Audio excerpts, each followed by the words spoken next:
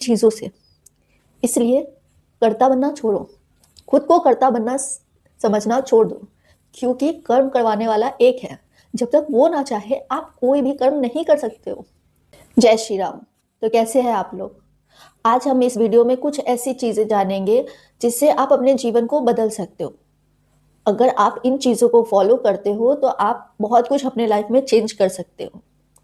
क्या है वो चीज़? भगवत गीता जी का एक बेहतरीन श्लोक जो हमें बहुत कुछ सिखाती है। अध्याय नंबर 3 श्लोक नंबर 27 जो कहती है, प्रकृतिः क्रिया मानिनी गुणे कर्मणि सर्वश अहंकार विमूढ़ आत्मा कर्ता हमिति मानते। अर्थात इसका मतलब क्या है? इसका मतलब आप बहुत ध्यान से समझें। जो जीव आत्मा है अर्थात हम, वो अहंकार के प्रभाव से बहुत ज्यादा मोहग्रस्त है। आप में से बहुत लोग मान बैठे हैं कि दीदी की एक की वीडियो की वजह से तो मेरा लाइफ चेंज हो गया, मेरा थॉट प्रोसेस चेंज होने लगा, मेरा लाइफ चेंज होने लगा। परंतु जब मैं ये मानने लगूं कि ओह मैंने तो किसी का लाइफ चेंज कर दिया, मेरी वजह से किसी का अच्छा हो रहा है, मैंने तो इतना कुछ कर दिया, मैंने किसी की लाइफ तक चेंज कर दी, परंतु मैंने ऐसा कुछ भी नहीं किया। मैंने आपके जीवन को कभी नहीं बदला और ना मैं ये कभी कर सकती हूँ। ये जो आपके जीवन में हो रहा है वो आपके खुद के प्रारब्ध है। वो आपके खुद के ऐसे प्रारब्ध का फल है जो आपको मिल रहा है अभी, जो आपको मिलना लिखा है। जीवन में जो भी बदलाव आ रहे हैं, जो भी चीज अच्छी हो रही है आपके साथ, वो ईश्वर की इच्छा है, इसी वजह से हो रही है। वो आपका प्रारब्ध है। जो चीज आपको मिलने वाली है या मिल रही है, वो आपको अपनी वजह से, वो ईश्वर की मर्जी से ही आपको मिल रही है। इसमें मेरा कोई हाथ नहीं है। मैं तो केवल एक बस निमित्त मात्र हूं। मेरे द्वारा ये कार्य होना था, मेरे द्वारा प्रभु ने ये कार्य मुझसे करवाया, इसलिए मैं कर पाई। जब तक वो ना चाहे मुझसे कुछ नहीं हो सकता है। वो चाहते हैं मेरे द्वारा या मेरे वीडियो आप तक पहुंचे, ये ईश्वर की इच्छा है। मैं बस एक निमित्त हूं और ये जो वीडियो भी रिकॉर्ड हो रहा है वो भी प्रभु की इच्छा है। ईश्वर ऐसा चाहता है, इस वजह से हो रहा है। इन सब चीजों में मेरा कोई जोर नहीं है। और आपको ये वीडियो मिल रहा है या ये वीडियो आप सुन रहे हो, आप तक पहुंच रही है और आप इस वीडियो को खोलकर देख रहे हो, तो ये आपके खुद के कर्म हैं जिसकी वजह से ये आपको मिल रही है। शायद इस चीज को आप तक पहुंचना था, इसलिए वो चीज आप तक पहुंच रही है। हो सकता है आपके कुछ ऐसे प्रारब्ध बन रहे हैं, कुछ ऐसा अच्छा आने वाला है जिसकी वजह से आपके पास ये वीडियो पहुंचा है। इसमें मेरे द्वारा कुछ भी नहीं किया गया है। मैं केवल एक निमित्त हूँ। ईश्वर मेरे से करवा रहा है तब मैं कर पा रही हूँ। जब तक उसकी इच्छा ना हो मैं कुछ भी नहीं कर सकती हूँ। तो जब भी आप कोई कार्य करते हो ना, तो आपके मन में ये भाव होना चाहिए कि मेरे द्वारा ये काम करवाया जा रहा है, मैं एक बस केवल निमित्त मात्र हूँ। ये मेरे द्वारा नहीं, प्रभु के द्वारा हो रहा है, वो ऐसा चाहते हैं, इस वजह से हो पा रहा है। और आपको ईश्वर भगवान का बहुत बहुत धन्यवाद करना चाहिए। आपके मन में ये भाव आना चाहिए कि मैं कितना लकी हूँ, मैं कितना अलग हूँ, जिसकी वजह से भगवान ने मुझे इस कार्य के लिए चुना है। और आप दिल से भगवान को हमेशा धन्यवाद दो कि प्रभु आपने मुझसे ये कार्य करवाया है।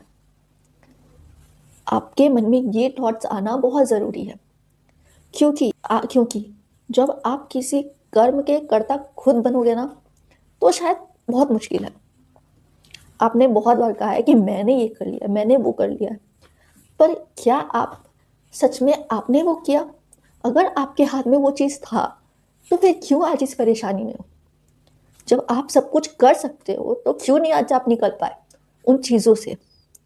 इसलिए कर्ता बनना छोड़ो, खुद को कर्ता बनना समझना छोड़ दो, क्योंकि कर्म करवाने वाला एक है। जब तक वो ना चाहे आप कोई भी कर्म नहीं कर सकते हो। तो जिस दिन से आप ये सोच लोगे ना कि मैं कुछ नहीं करती हूँ या मैं कुछ नहीं करता हूँ, ये तो मेरे ईश्वर मेरे द्वारा वो काम करवा रहे हैं, मैं बस एक निमित्त मात्र हूँ, वो मुझे जैसा चला रहे हैं मैं बस वैसा चलता जा रहा हूँ, तो बहुत कुछ चेंज होने लगता है। आप बहुत भगवान को धन्यवाद देते हो, थैंकफुल होते हो, ग्रेटफुल हो जाते हो, अपने आप को भाग्यशाली समझने लगते हो। इसलिए खुद को किसी भी चीज का मालिक समझना बंद कर दो। आप करते नहीं हो, आपसे करवाया जाता है। जब तक उसकी इच्छा ना हो, आप एक पत्ता भी नहीं हिला सकते हो।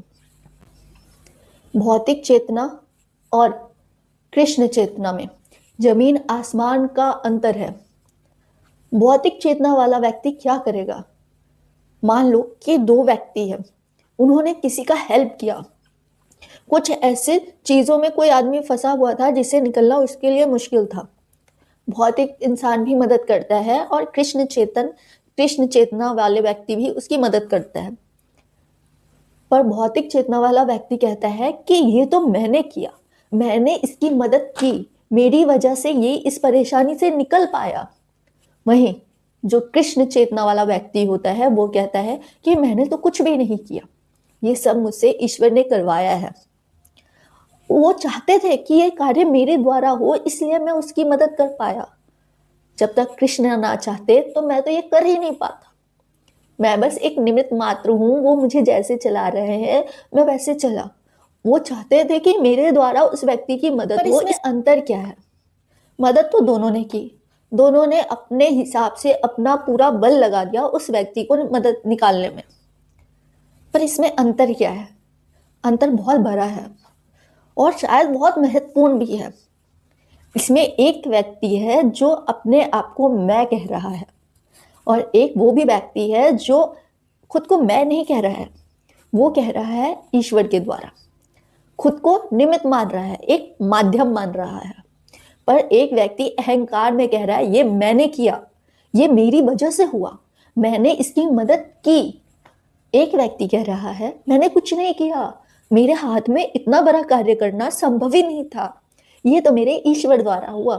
वो चाहते थे कि मैं माध्यम बनूं, इस वजह से हुआ, और मैं माध्यम इस कार्य की वजह से, इस कार्य के लिए बना, ये मेरे लिए सौभाग्य है।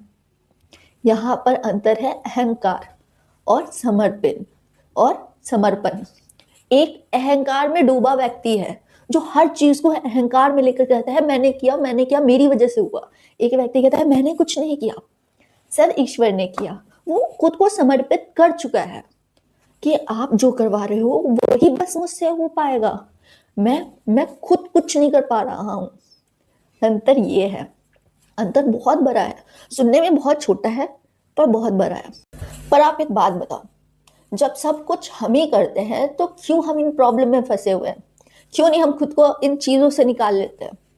जब हम हर चीज कर सकते हैं, जैसे हम कहते हैं कि मैंने इतना कुछ पा लिया अपने लाइफ में, पर जब दुख आता है तो क्यों उन दुखों को आप दूर नहीं कर पाते हो?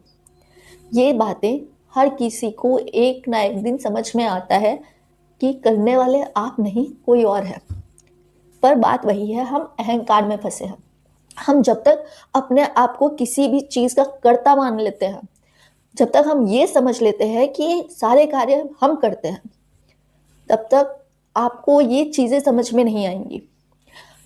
भगवान के पास, ईश्वर के पास हर कोई जाता है एक दिन ना एक दिन, जब उसको समझ में आता है, देर सवेर समझ में सबको आता है कि लास्ट में उसके पास ही जाना है, उससे ही मदद मिलने वाली है।